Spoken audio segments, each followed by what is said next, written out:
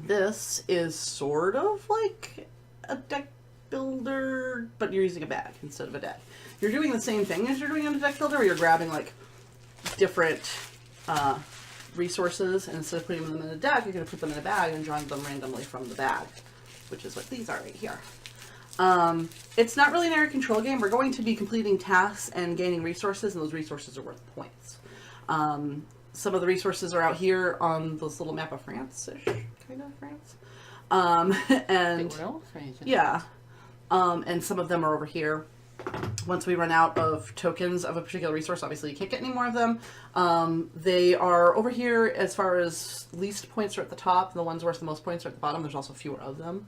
And if you want to know what the point value is, there's a thing at the top of the board, but there's also this little doodad thing as well. Yeah, so I figure we can share one. You only get 2 in the game, but we can share one so you can keep track of what your points are going to be at the end of the game based on what you've acquired throughout the game.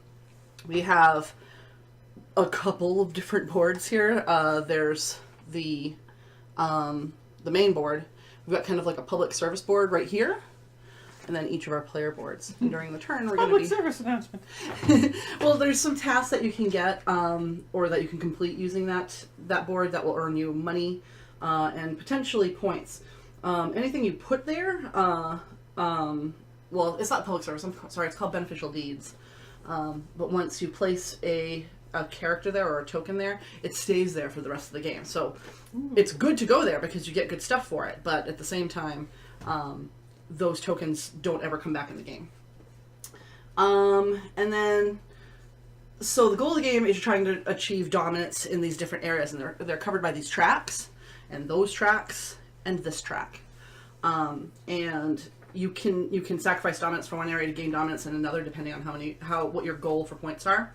And you're going to get goods, coins, and victory points via production, development, and committing the common good. That's what the beneficial deeds thing is. You're kind of helping other people, and in doing so, you get some rewards for that.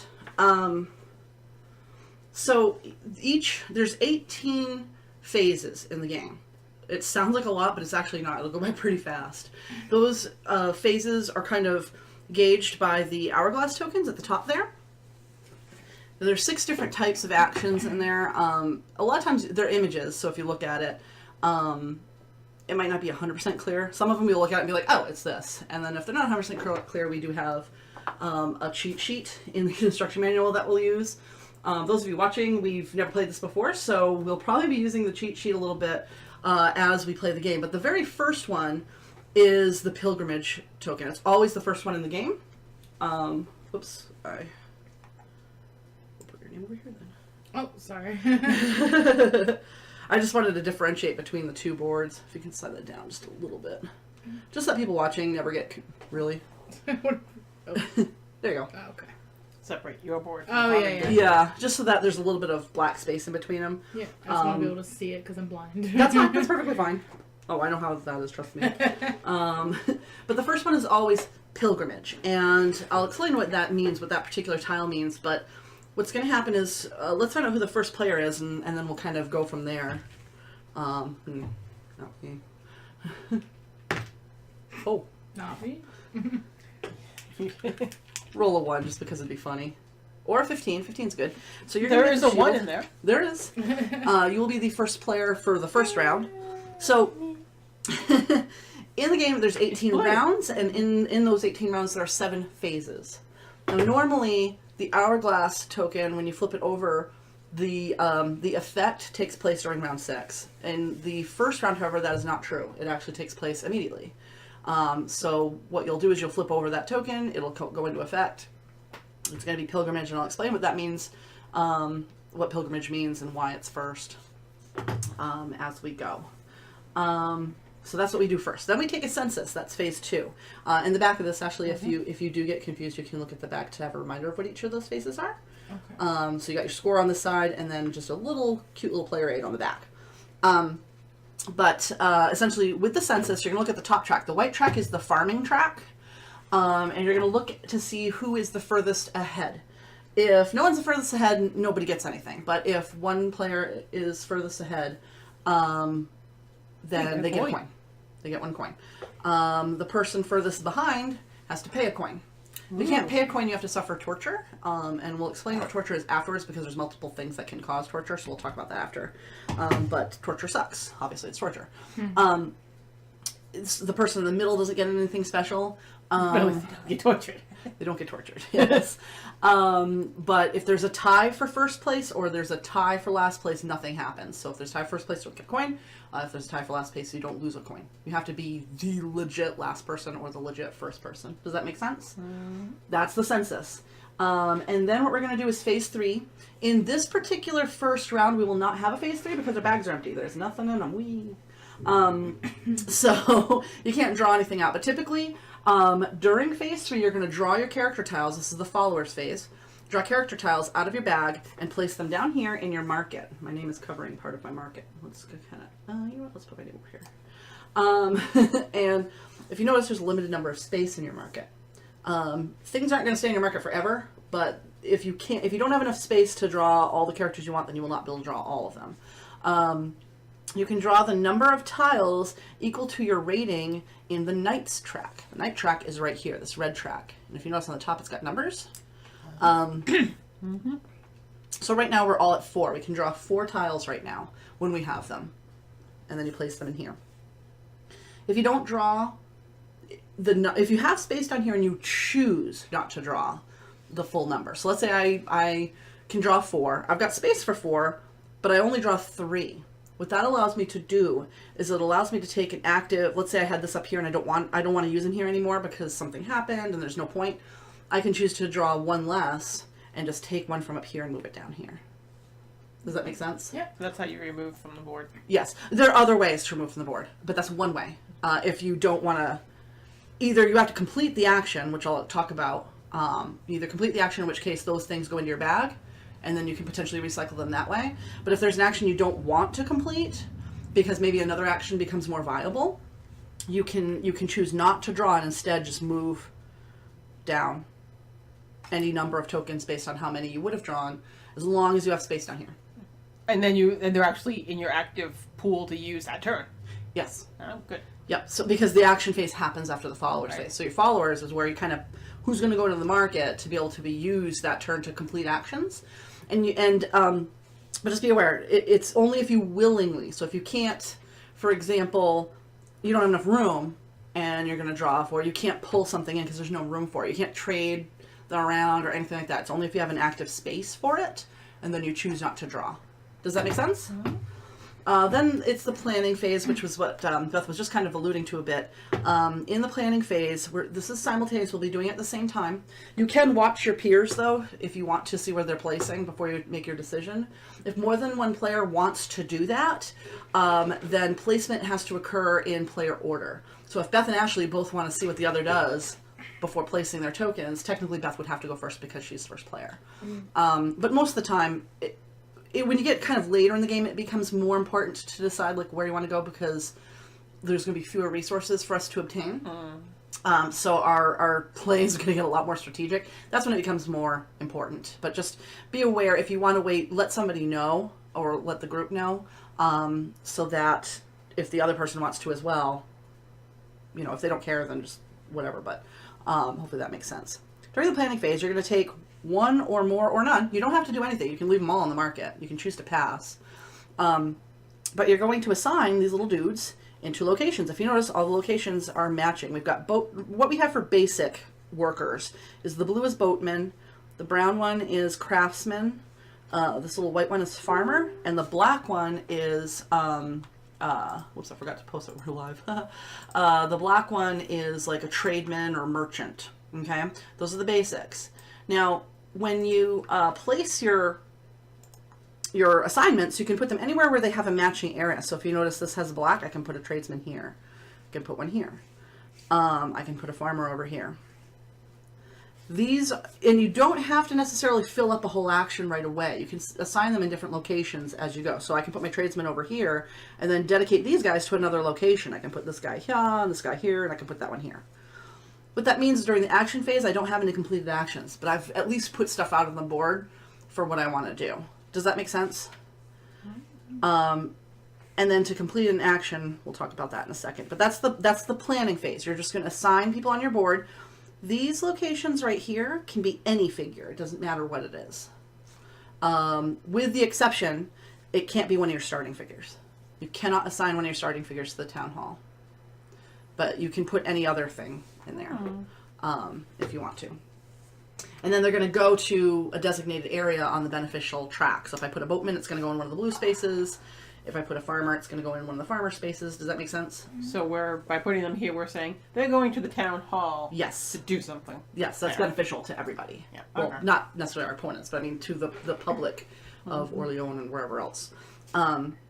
So if, for example, all of the farmer tokens are full, once something's over there, it's there for the rest of the game. So if all the farmer tokens are full, I cannot put a farmer here because it can't go anywhere. So hopefully that makes sense. Now, and so you can do everything. There are some places that will get, that's what these are. These are not shuffled. You get to choose them that have also placements where you could, in planning, put people here. It gives you more actions. And there'll be ways to get that. We'll talk about that in just a second. The other thing to talk about is you can place a monk in place of pretty much anything. So if I need if I need to break the whole board, that's the way to do it. But that's it. Back over there. Use a monk instead of Gaucheur. If I wanted to, say, do the university and I used my craftsman elsewhere, I could put a monk there. There are some,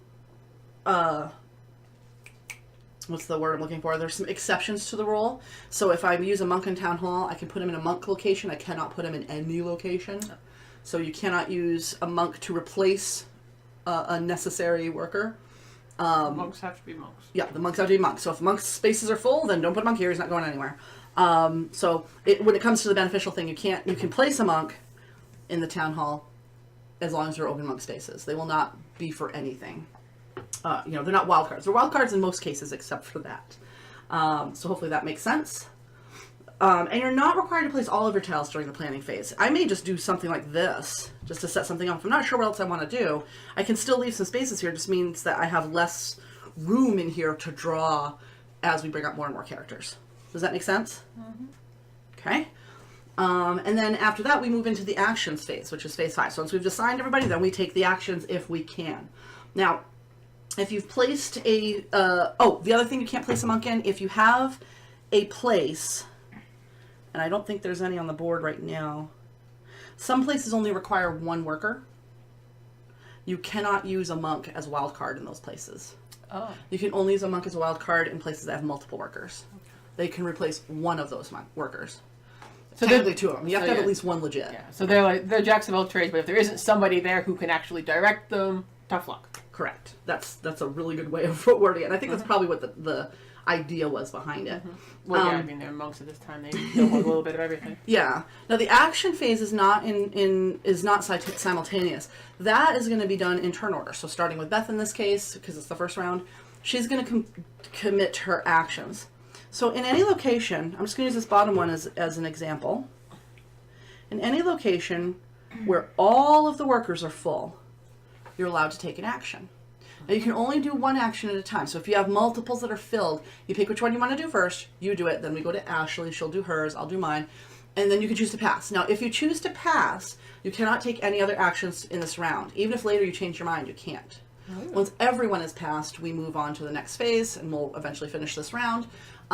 So it's kind of like Ashes in a way, where you kind of complete these small actions or pass until everyone has passed. So you may see some people taking multiple turns while others are just waiting because they want to hold their actions for a future turn. And that's perfectly okay. You may not have enough stuff on the board yet to complete more than one action, so somebody else might. So just be aware, anything that's full, and if it's full, but you want to hold the action because you're kind of saving it as a reaction to something somebody else does, you can do that too. So you can choose to pass. Sometimes it might seem stupid to do that because you're not taking as many actions as other players. But depending on what you're trying to accomplish, you might want them to move stuff around on the board before you take your action. So you just hold it. You do not have to take that action even though it's ready to be taken. Does that make sense? You only need to take it if you want to. But be aware, once you've passed, that's it for you for that turn for actions. So you want to be kind of strategic about it. But, you know, you just kind of, you take your actions, and we'll talk about the different things, you know, as we go. Now, technology tiles, which are those little gears, when those get placed, and I'm going to talk about how to get them and where they're placed and when you do it. But once they're in the game, once they're placed in the game, they are permanent. So, and you cannot change your mind and move them later. So when you pick a spot, make sure you pick a spot that's good for you because it's there forever. If you expect to get a bunch of them, then it doesn't matter as much. You don't have to be quite as choosy. But if you're only going to get one or two, then just be aware. Once you place it, they're there forever. And you can carry out your actions in any order. You're not required to go from top down or anything like that. It's your choice where you do your actions. And then again, activated actions that you choose not to take remain active until you use them. Once you use them, though, the workers, you take them off the board and put them in your bag. So you only get to do that action once until you build up the base to do it again. Make sense? Mm-hmm. So it's considered an activated action until you spend the workers to expend that activated action. And then once we get done with the actions, I'm going to talk about what each of the individual actions are. But once we get done with the actions, we will go to phase 6, which is where we deal with the event. It's not really consequences. It's just there's a benefit. Sometimes there's a negative. We deal with the event. With the exception of round 1, because we deal with that event first thing and throughout the whole round. But normally events take place after the actions phase. And then in phase 7, the current start player passes the token clockwise and we start again. So does that all make sense so far? Yeah. Now, we're going to talk about all the different actions. Now, as we take some of these actions, we're going to move up on these tracks. Now, I want to mention, once we get to the end of a track, so there's benefits to getting to the end of the track. Once you get to the end of the track, you may not take that action anymore. Oh. So you want to plan accordingly. There's sometimes ways to go down on a track too. So, but you want to just kind of think about that for just a second before. Sometimes towards the end of the game, you're going to want to be more strategic about which actions you do. And of course, you'll have other additional places which will give you alternate actions anyway. Most of us will have additional places before the end of the game. Now,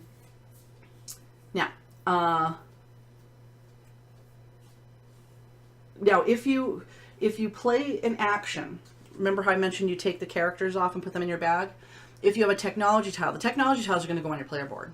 Those stay. Those don't get put in the bag. They just stay on the board. So they're literally permanent. So the first one... You modernize the action. Exactly. So you don't have to spend many people to do the work. Yes. Okay. Yep. And then there should be... I'm going to do this in the order of the way the instruction manual does it. So the first one we're going to talk about is the farmhouse, which is right here. If you place a boatman and a craftsman on the farmhouse, when you activate that action, you take one of the farmer tokens, put it in your bag, and you move yourself up 1 on the farm track, and you get the resource that is listed as long as we have some left. That comes from these columns here. Mm-hmm. So the first one's grain, the second one's grain, then we get cheese. It gets to the rarer as you go. Mm-hmm. So if we have enough goods, you'll get that good. Does that make sense? Okay, yep. Next one is the village. If you place a farmer, a boatman, and a craftsman here, that will give you enough to be able to activate that action. Mm-hmm. And you may choose to take a boatman, a craftsman, or a tradesman, put it in your bag, and move up 1 in one of those tracks. So you can pick either of these? Yes. Well, they're kind of not in the right order, but you can take brown, black, or blue. So those the top ones. Okay. So the first one gives you this one, the second one gives you those.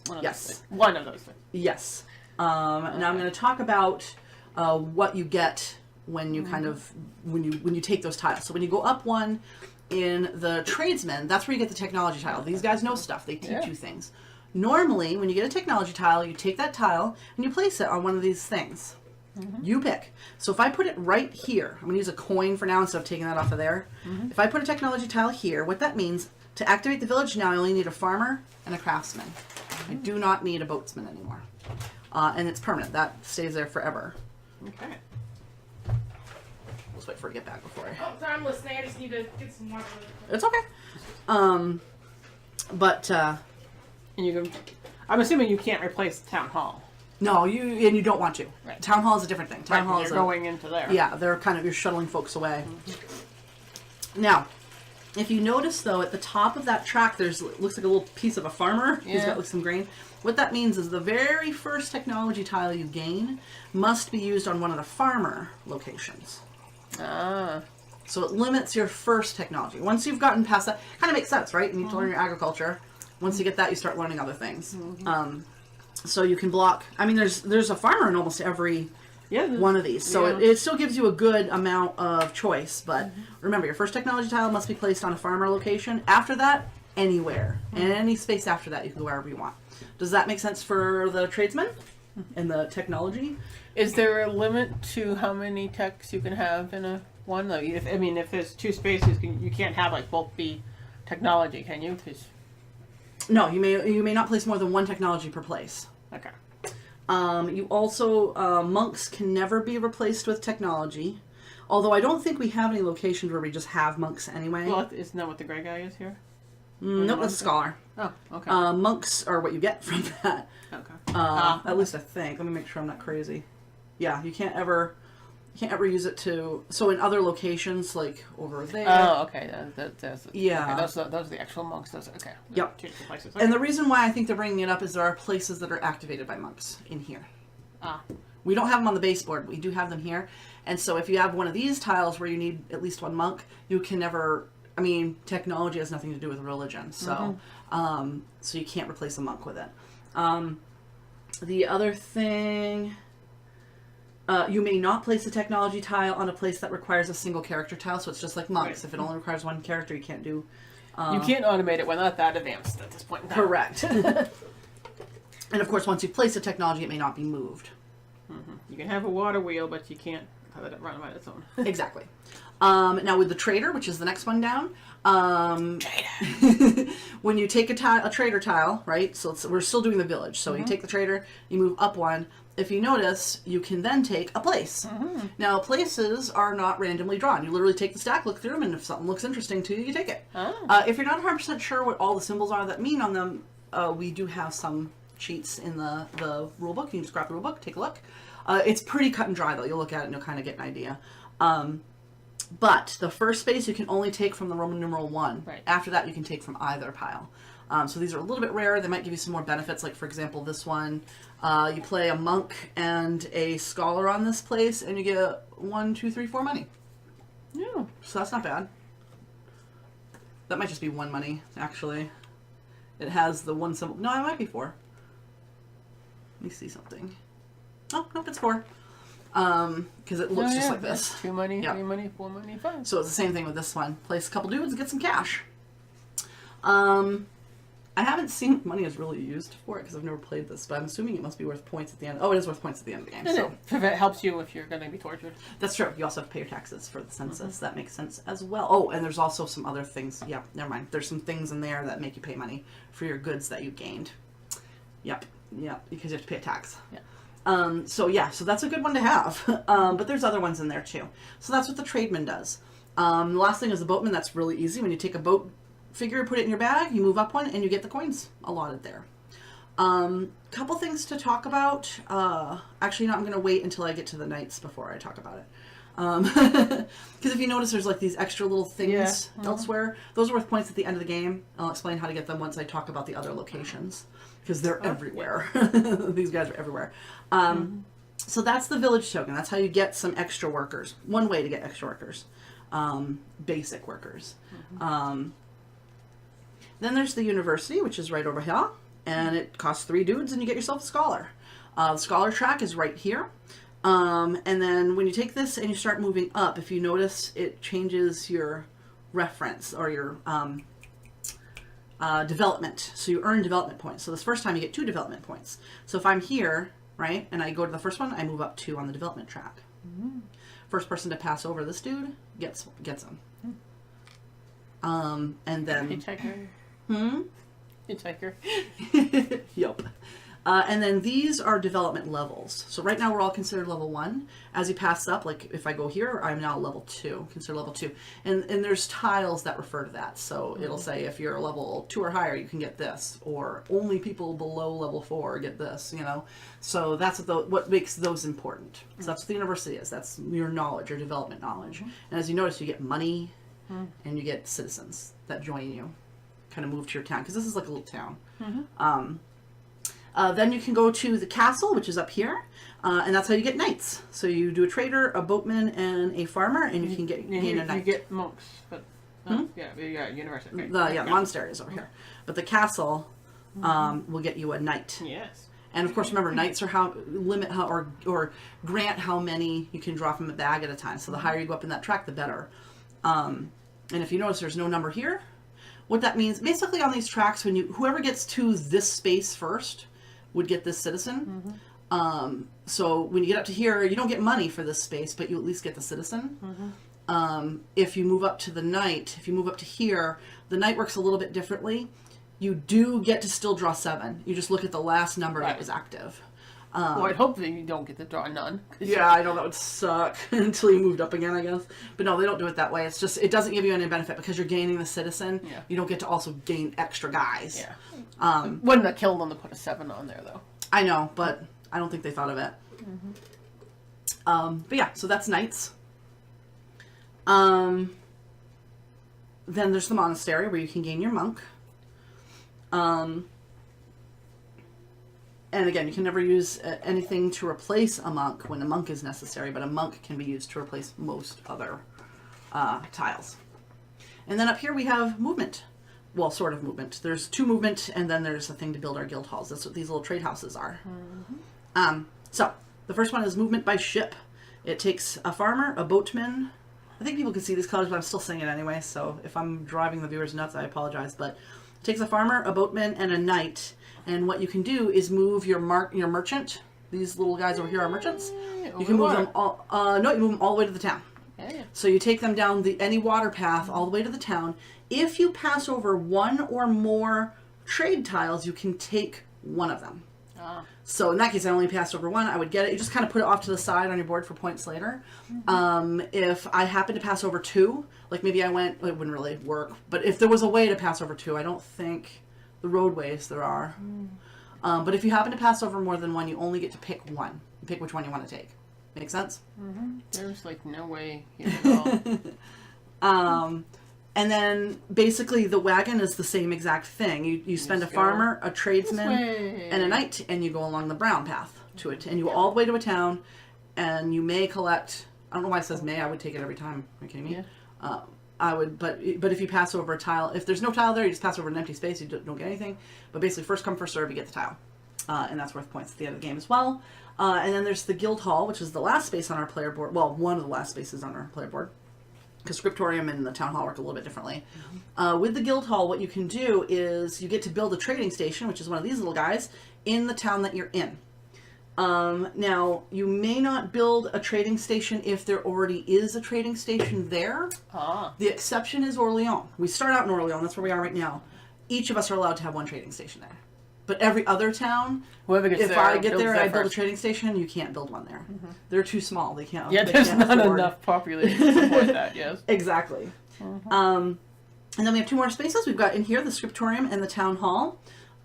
With the Scriptorium, it's literally just put these 2 guys here. You need a scholar and a knight, and you gain a development point. That's it. That's just very simple. Oh, okay. That's what these little books are, is development points. And then with the Town Hall, you don't have to fill both of these up to activate it, but you can. You can put 1 or 2. But if you put at least 1 in here, what's going to happen is during your action, you can shuttle them off to the location that matches what type of worker it is, and you get what's in the top. So if I put somebody in the, Here? if I put somebody up there, The city wall. you get 1 coin. 1 coin. Now, whoever fulfills it, so the action gets completed, where they place the last available tile, the last empty tile, they get the citizen. Yeah, that's why holding action sometimes is important. Yeah. Yes. Okay. So the one right here, the Royal Conclave, if I put a monk money. there, I get 3 money. If Ashley then puts a monk there, she gets 3 money. If you happen to be the person who places the knight, you get 3 money and a citizen. Make sense? So that's where it kind of becomes important. And if you notice down here, there's a choice of either 1 coin or 1 development point until it's full. Once it's full, we can't do that anymore. Now, you can place more than 1 of your workers in that location. So if you think, like if I put a monk there and you happen to have a monk and a knight, you can put your monk and the knight and just poof, get that citizen. You are allowed to do that. So that's how the town hall works. And again, remember, when you're moving characters to beneficial deeds, monks can only be placed in monk spaces. They cannot be used as wild cards, and you may not place your start characters in the beneficial deeds area. So if they have the little blue, Well, mine's symbol yellow. on the bottom, If they have your color, if they have the color on the bottom, then they those can't go cannot go there. They only can go on your player board. They're indentured serfs. They have to stay in town. Correct. They have to buy their freedom. It'll take the rest of their lives and their kids' lives. We've already talked about really the development, and then once we get to the end of the game, we just score it up based on what we got. So we've got the scoring track. I'm not going to go over all of that. We can see it. So hopefully that makes sense. But I will talk about the last scoring thing. With the very last scoring, the way that works is each trading station you have built and every citizen tile that you collect, this is how the citizens kind of play in. You add those together and you multiply them by this level. So if you're level 5, you'd be multiplying by 5. So development points can be worth a lot. You don't want to ignore this track, even though the other tracks are really good too. So that's early on. Where does that person go? This is an extra one. Okay. That sometimes gets awarded at the end of the game. Okay. I don't think it says specifically. Oh, it might be one of the tiles, but there's something that one of the tiles is at the end of the game you'll get the citizen. Just wanted to make sure it wasn't a patty casualty. Nope, 13 go on the board, and then the 14th sits there until the end of the game. Somebody will get that person at the end. Okay. Sorry, just drinking my soda. Okay, so the first thing that happens is we flip the tile over. Dun, dun, dun, dun. And it's pilgrimage. Look, it's a pilgrimage. And it goes in that spot. If you notice, there's like a kind of an empty spot next to it. What pilgrimage means is we may not buy monks this round. Right, you cannot use the monastery. Yep, monastery cannot be used this turn. Every other turn it can, but the very first turn, they don't want you to just all of a sudden get a bunch of wild cards in the beginning of the game. Well, you couldn't anyway because you need a scholar. It's true, but you just can't during this game. I don't know if there's a way to do it, but well, you could if you think about it. If you built a scholar, and I guess it wouldn't have mattered. Yeah, I don't know how the. Yeah, weird, but yeah, no monks this turn. Okay. Somebody will figure out how to do it in the first turn, or there's an expansion or something. But either way, so now we do the census. It's a tie, so we're good. So now we move on to the planning phase, where we get to decide where we want to put our people or what actions we want to commit to, and this is done simultaneously. Sure.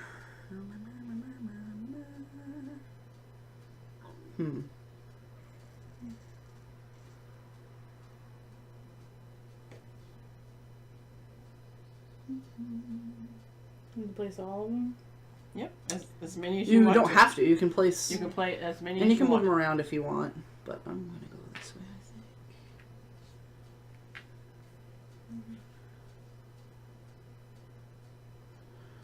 And then this guy.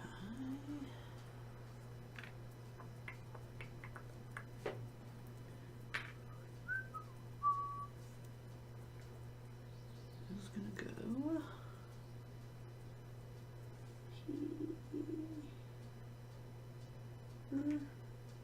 Yes, he's gonna go there. Are we all ready? Now starting with Beth, we can resolve actions that we have managed to activate. So these two will activate the farmhouse and go away. So I get a farmer and. Yep. And Do then I actually you get take one of meat. these? Yep. Yeah. Just goes off to the side of your board. Alright. And farmer goes in the bag. Yes, indeed. Ashley? So if I pull these, I get one of these. Yep, you get to pick one of those, and all those little dudes go in your bag. Okay. I guess I'll take is it the scholar, the black Pick a one? color. The black one is the trader. The trader. Okay, Yeah. yeah. That's the merchant. Okay. Does that also go in? You also get one of You these. get one of those tiles. Yes, he goes in the bag. So you can look at these tiles. These are what are known as places. This gives you extra actions in the game. They go next to your board, and you can look through them and see which one you want. If you're confused about what one might do, let me know, and I'll look at it. If I can't figure it out, we'll look at it in the board, in the book. I'm gonna slide the board up just a teeny bit so your guys don't get cut off. Winery. Ooh, there you go. Oh, that's cool. Yeah, I guess. Place if two you guys guys there and get a wine, which is worth 3 points. Nice. Yeah.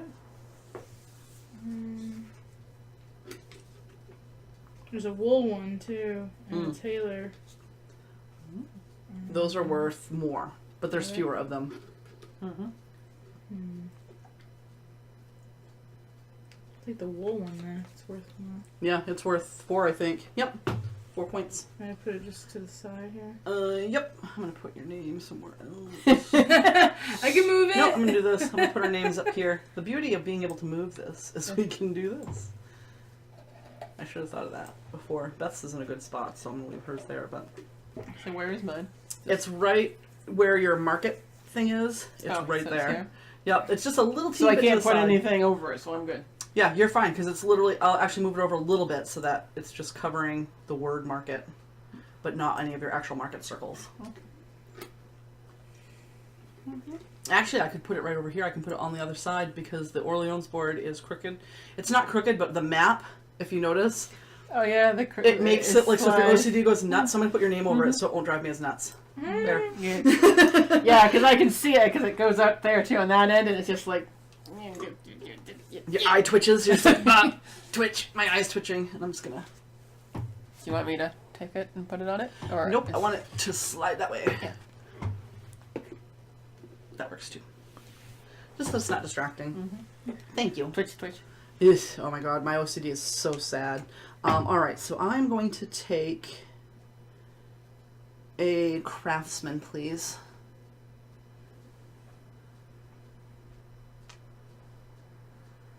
Thank you. And I must put it on one of the farmer ones, so I'm going to put that one.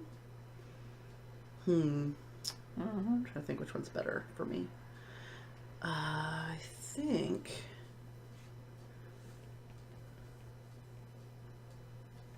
I think I'm going to put it on the university and see if that works out for me. That's where I was thinking of putting mine when I got one. There's a couple of good spots, but... Well, I mean, they're all really good spots, you know, honestly. I mean, they're not... Yeah. Alright. So we've done our actions. Now we technically would be dealing with the event, but in this case we already dealt with it, and so the player token moves to Ashley. And the next one flips over. Normally the first player does it, but honestly you're closer, so we're going to have you do it. So, it's another pilgrimage!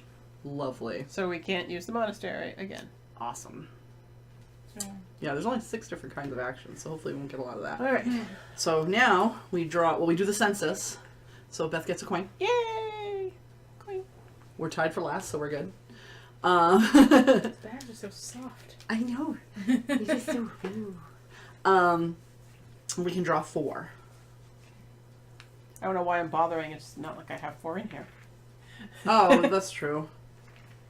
Just Wow, I have tradesmen for days.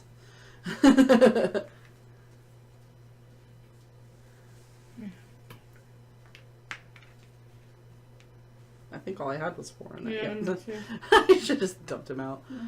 Okay, and now we do our planning phase. Did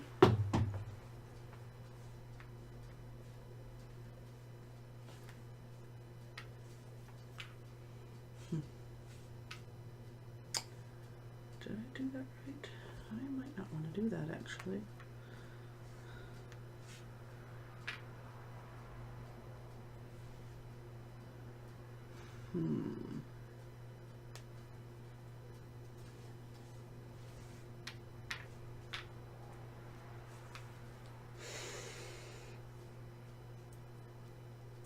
Yeah, I'm gonna do that.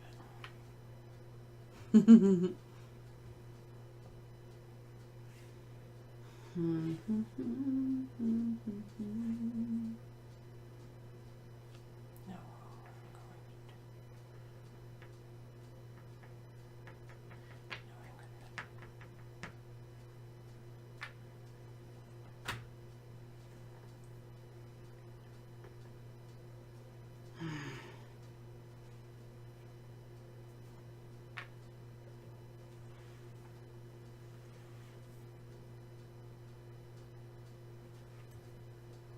Nope.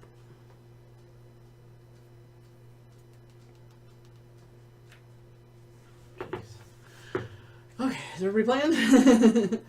Okay, so starting with Ashley, we get to complete some actions. We get some wool, I guess. All right, and those go back in your bag, and that goes wherever you want to put it. But Yeah, you might want to put it on your side. Yeah. Plus it'll show better because technically I put it under her name. Okay. Alright. So I will gain a scholar. Oh, it's on the bottom. So Yeah, perfect. I'm not reaching that one. You're going for that one. I'll take that one. Yellow. So I'll gain 2 points. And then we'll also gain a farmer. Nope. No, I won't actually. I will sit on my butt and let Beth take her turn. Yes, you're set. Alright, so I'm going to go to the castle and grab a knight. Here you go.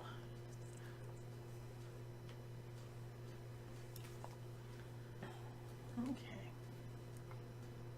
And now Ashley is going to pass. Yeah, I can't do anything. And then I And will now gain a you farmer. can build a farmer. Alright. Thank you.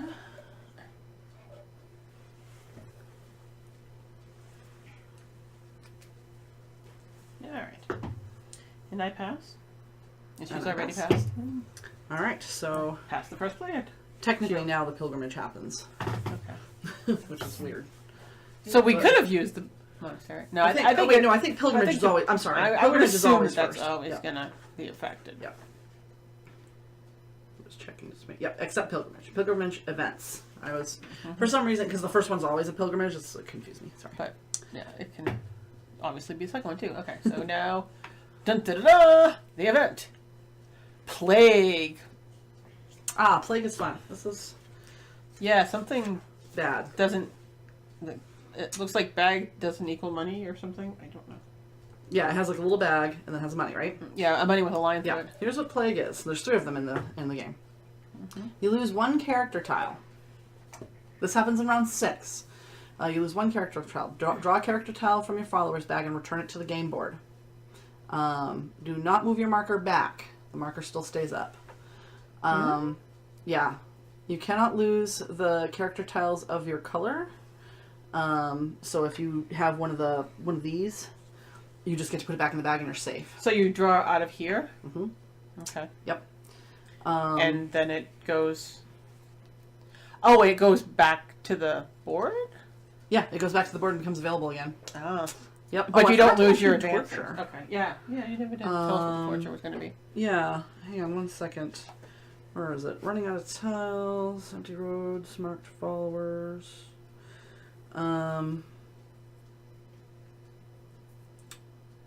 Crap. What was it? It's see below. Running out of tiles.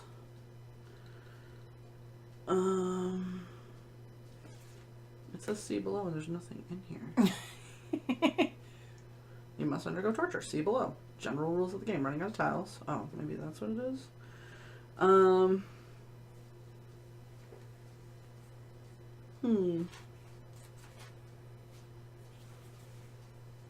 want to say you lose more followers, but...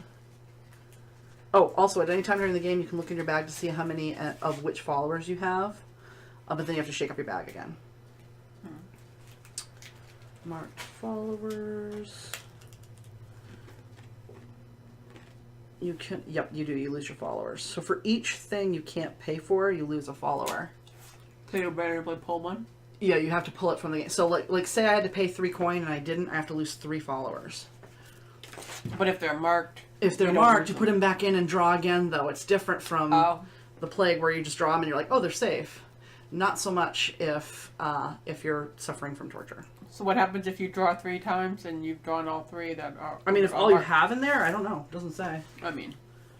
Hang on, let me just see if there's anything. If it says anything. Oh, here we go. Torture, bankruptcy. Every time you must pay something during a census or taxes, and you cannot do so, you must undergo torture. And then also on the tiles if it says you have to.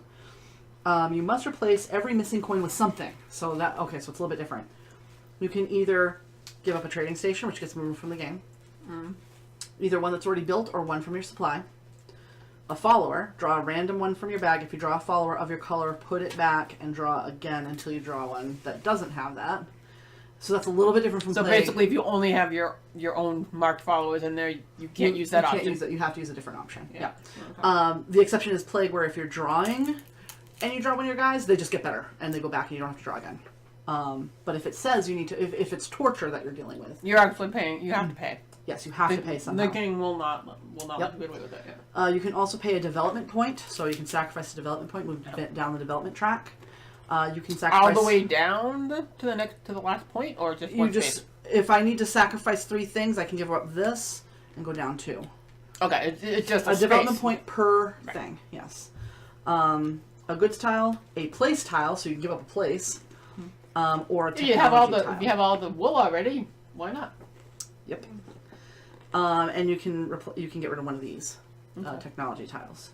You may replace missing coins with any mix of items from the list. So if you have 5 items, you can replace it with 1 follower, 2 trading stations, and 2 development points. All items lost in this process are removed from the game. Only development points can be regained. So Ooh, wow. if I give up this, it does not then become available to somebody else to get. These are still limited resources. So they're going to the king, and tough luck for you. Yes. So in round 6, we're going to lose a character tile unless we get lucky and draw one of our guys. That's going to be fun.